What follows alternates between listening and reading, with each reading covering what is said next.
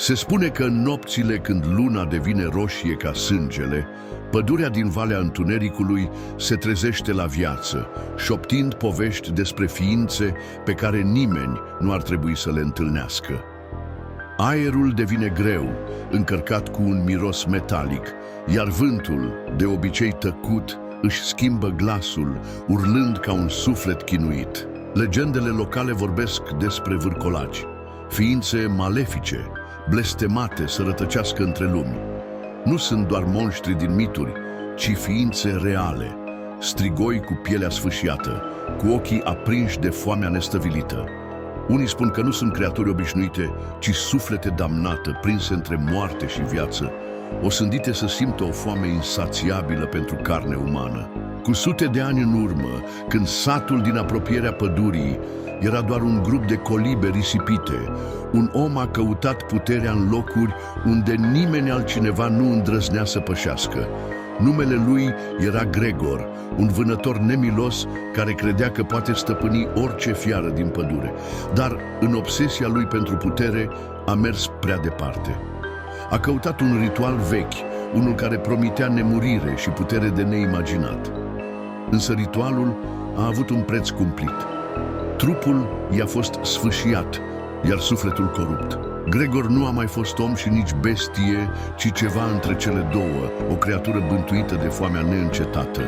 Blestemul lui Gregor nu a murit odată cu el. Se spune că sângele său s-a amestecat cu pământul și a infectat rădăcinile pădurii, corupând-o. Oricine era rănit de un vârcolac purta mai departe această boală a întunericului, transformându-se la rândul său într-o fiară nemiloasă. Oamenii din satul de la marginea pădurii au învățat să trăiască în umbra acestei amenințări. Știau că atunci când vântul începe să șuiere straniu și luna sângerie se ridică pe cer, era momentul să își baricadeze ușile. Se spune că, odată ce ochii unei fiare se întâlnesc cu ai tăi, ceva în tine se schimbă, îți intră în suflet un fior rece, ca o promisiune că nu vei mai fi niciodată același. Dar, în acea noapte, ceva urma să se schimbe. Satul nu avea să mai fie doar un martor tăcut al acestei terori. De data aceasta, cineva avea să sfideze blestemul. Era o noapte liniștită în satul de la marginea pădurii. Nici măcar o adiere de vânt nu tulbura aerul greoi, iar cerul, acoperit de nori groși, lăsa doar o fâșie subțire de lumină lunară să pătrundă. Dar oamenii din sat știau luna plină, acea lună roșie, nu se arată decât când ceva rău este pe cale să se întâmple. Iar această noapte nu era nici pe departe una obișnuită. Se simțea în aer o tensiune apăsătoare. Chiar și cele mai curajoase dintre păsări își tăceau ciripitul. În timp ce satul se pregătea pentru un alt blestem al nopții, un bărbat tânăr, Mihail, decide să ignore avertismentele bătrânilor și să își îndeplinească promisiunea făcută prietenului său dispărut. Andrei, cel mai bun prieten al lui Mihail, fusese răpit de creaturile pădurii acum câteva săptămâni, iar băiatul nu putea trăi cu gândul că nu ar fi încercat să-l salveze. Nu pot să stau și să aștept. Dacă nu fac ceva, nu o să pot trăi cu mine însumi, își spunea Mihail, în timp ce își strângea haina de lână și își lua un briceag vechi, ruginit. Aparent, nimeni nu observase absența sa până când ușa casei părinților nu s-a închis, iar lumina din camera sa s-a stins. În liniștea satului, pașii lui Mihail erau aproape surzi. Se strecură prin fundul grădinii și ieși dincolo de poartă, acoperindu-și fața cu o fâșie de pânză, așa cum îi spusese Andrei înainte de a pleca în pădure. Știa că nu putea să meargă singur, dar își spunea că dacă tot așa avea să moară, măcar ar fi fost de folos. Pădurea era aproape imposibil de pătruns noaptea. De îndată ce pășea în interiorul ei, liniștea era străpunsă de urlete îngrozitoare, care se opreau brusc, ca și cum ființele care le emiteau așteptau. Într-un colț al pădurii, Mihail găsi urmele lui Andrei, mult sânge, o mantie ruptă și câteva semne de gheare pe un copac. Dar nimic nu îl pregătea pentru ceea ce urma să vadă. La câțiva pași mai încolo, o umbră se mișcă rapid. Mihail îngheță pe loc, iar o fiorosă răsuflare rece îl învălui. Ochii roșii ai unui vârcolac se vedeau clar în întuneric, ochi care străluceau cu o foame care nu avea limite. Era chiar mai mare decât și-ar fi imaginat vreodată. Vârcolacul scoase un răgnet strident, care l-a făcut pe Mihail să simtă pământul tremurând sub picioare. Fiara se apropia rapid, iar Mihail știa că nu avea timp să fugă. În fața unui astfel de dușman nu era nicio cale de scapare, iar instinctul său îi spunea că dacă voia să trăiască, trebuia să înfrunte această fiară, chiar dacă știa că șansele sale erau aproape nule. A fost doar un moment, dar și în acea secundă Mihail a înțeles că blestemul vârcolacilor nu doar că îi condamna trupul, dar și sufletul. Întreaga pădure era o capcană, iar aceștia erau paznicii ei. Dar chiar când creatura își ridica labele, Mihail auzi o voce care striga din întuneric: "Fugi, acum!" Ion tăcu o clipă, iar privirea lui se întunecă. Andrei a fost luat de aceștia, dar nu e totul pierdut. Dacă vrei să-l salvezi, va trebui să înfrunți blestemul pădurii și să înveți cum să lupți. Doar atunci vei înțelege ce se află cu adevărat în spatele acestei mângâieri întunecate. Mihail simți un fior rece în colțul inimii. Și ce trebuie să fac? Ion ridică sabia veche și o privi cu un aer îngândurat. Trebuie să înfrunți adevărul, Mihail, adevărul despre vârcolaci, despre pădure și despre ceea ce sunt capabili. Numai atunci vei fi capabil să oprești blestemul și să salvezi pe cineva drag. Mihail simțea cum timpul trece greu, iar mintea lui nu putea înțelege în totalitate tot ce se întâmpla. Ion îl ghida cu răbdare printr-o serie de ritualuri străvechi, învățându-l despre vârcolaci, despre blestemele care îi legau de pădure și despre slăbiciunile lor. Fiecare lecție îl făcea să realizeze că tot ce știa până atunci despre aceste ființe nu era decât o fantezie în fața realității crude. Vârcolacii nu sunt doar monștri. Ei sunt străjeri ai unei lumi întunecate, o punte între viață și moarte. Îi spunea Ion, în timp ce îi înmâna o sabie cu o lamă veche, dar plină de semne runice. Această sabie a fost folosită de strămoșii noștri pentru a răzbi prin blestemul lor. Ea poate distruge legăturile dintre lupi și luna sângerie, dar nu te lăsa înșelat. În fața vârcolacilor, totul este o capcană. Nu e doar o luptă fizică, e o luptă a voinței, a sufletului. Mihail simțea o presiune uriașă asupra sa. Trebuia să lupte nu doar cu fiarele care bântuiau pădurea, dar și cu o forță mult mai mare, blestemul care fusese lansat de Gregor și transmis prin fiecare fiară ce rătăcea prin acele locuri. Nu știa dacă era destul de puternic pentru a înfrunta tot ce urma. Cum mă voi confrunta cu ei, Ion? Cum pot să-l salvez pe Andrei dacă nu știu unde este? Întrebă Mihail cu o voce tremurândă.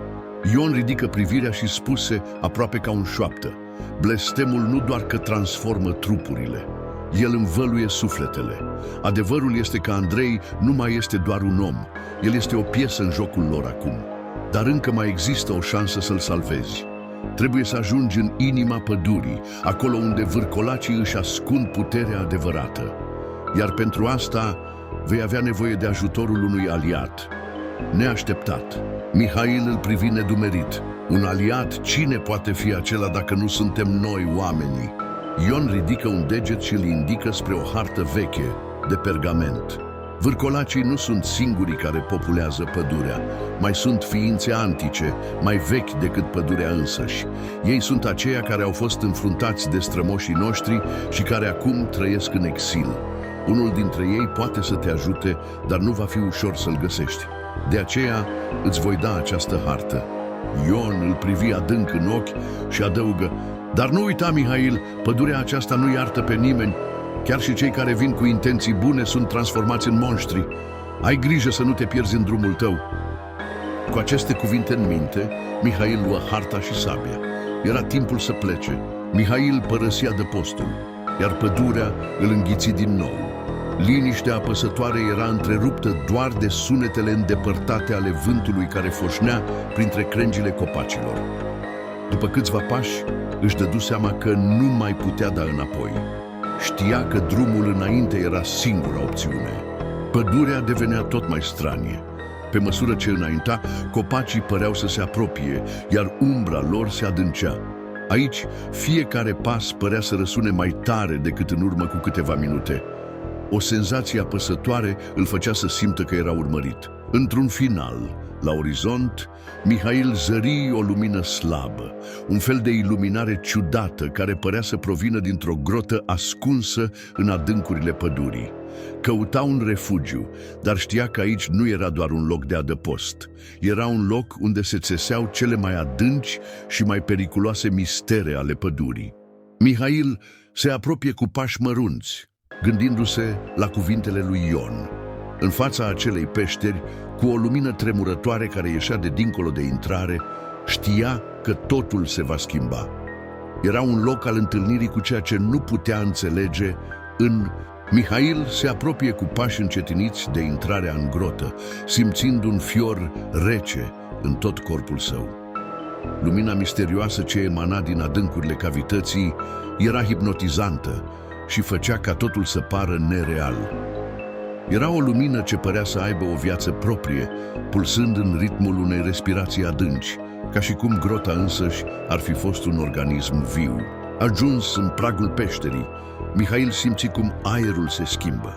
Își acoperi fața cu mâna, iar un miros de pământ umed și mucegai pătrunse adânc în nările lui. Totul părea să fie o capcană, o iluzie care l-a trăgea din ce în ce mai aproape de mijlocul peșterii.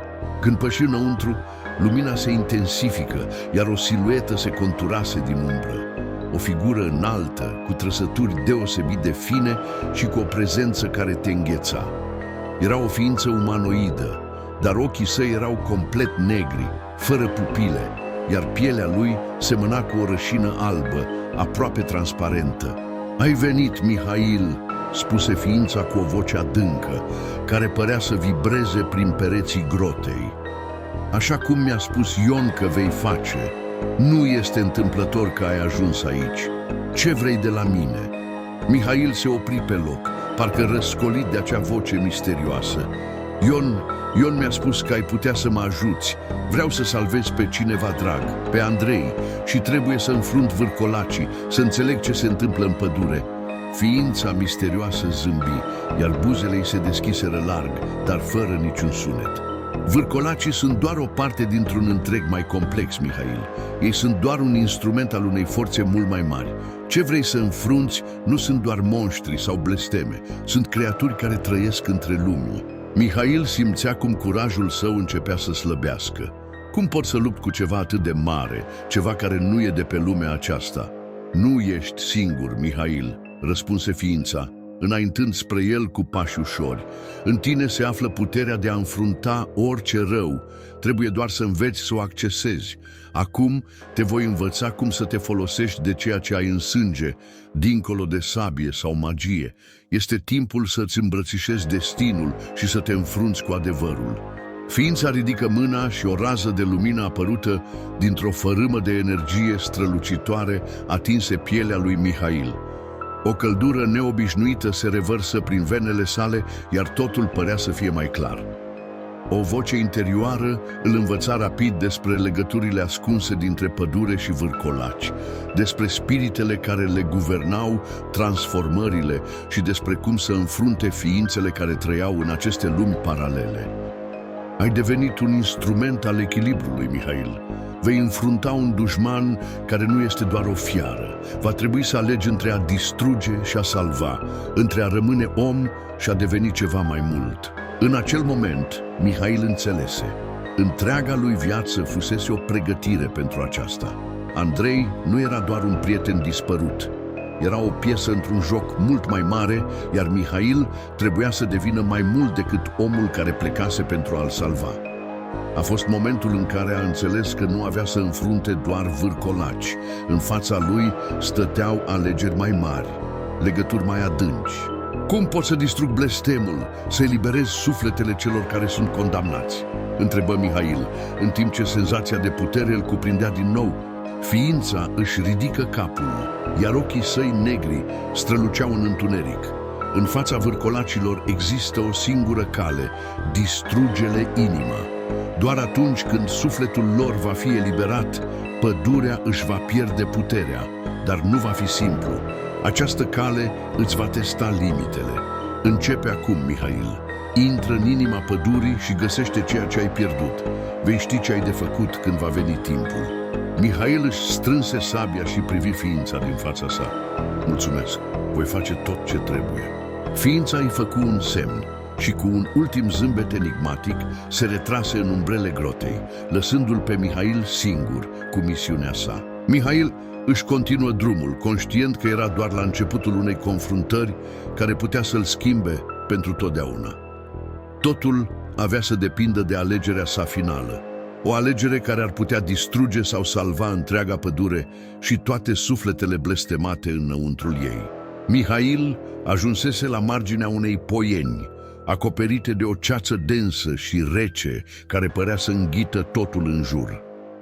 Dincolo de această ceață se zărea o structură veche, din pietre ciudate, o ruină care părea să fi fost abandonată de secole. Aici, în inima pădurii, se afla locul unde blestemul pătrunsese în lume și se răspândise prin ființele ce trăiau în întuneric. După fiecare pas pe care îl făcea, Mihail simțea că pădurea se mișcă în jurul său, ca o creatură care îl urmărea.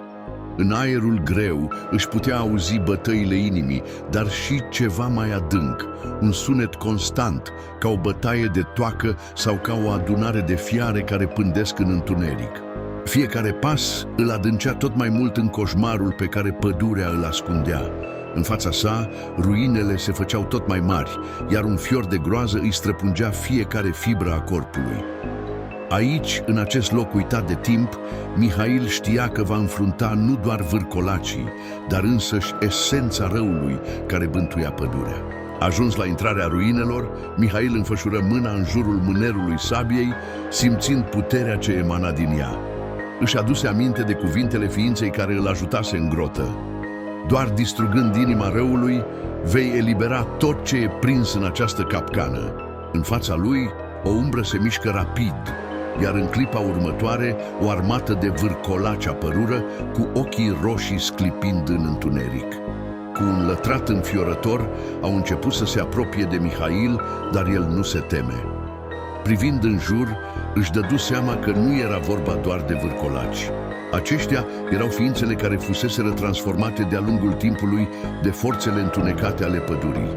Mihail, ai venit până aici? Rosti o voce groasă și stridentă din adâncurile umbrei. Din spatele vârcolacilor apăru o siluetă cunoscută. Era Andrei, dar nu mai era omul pe care îl cunoștea. Privirea lui era tulbure, iar gura îi era încleștată într-un zâmbet malefic. Blestemul îl schimbase, iar acum era doar un instrument în jocul vârcolacilor. Andrei! Strigă Mihail cu durere în voce. Nu ești tu, te voi salva. Vârcolacul care fusese cândva prietenul său râse, iar râsul răsuna ca o lovitură grea în pieptul lui Mihail. Nu mai există salvare, Mihail. Îți vei da seama prea târziu. Blestemul e mai puternic decât orice sabie. Mihail privi în jur. Vârcolacii începuseră să se apropie din toate părțile, dar nu își arăta teama, căci știa ce trebuia să facă. În acel moment, totul se rezuma la o singură alegere: distrugerea inimii răului.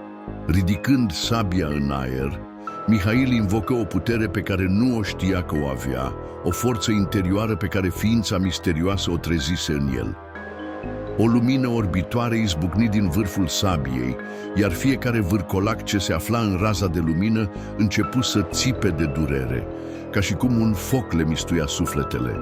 Dar Mihail știa că nu ajunsese încă la adevărata provocare. Trebuia să înfrunte inima răului, iar aceasta se afla chiar în fața lui, în figura lui Andrei. Andrei, te rog, luptă cu blestemul, nu e prea târziu, strigă Mihail cu lacrimi în ochi.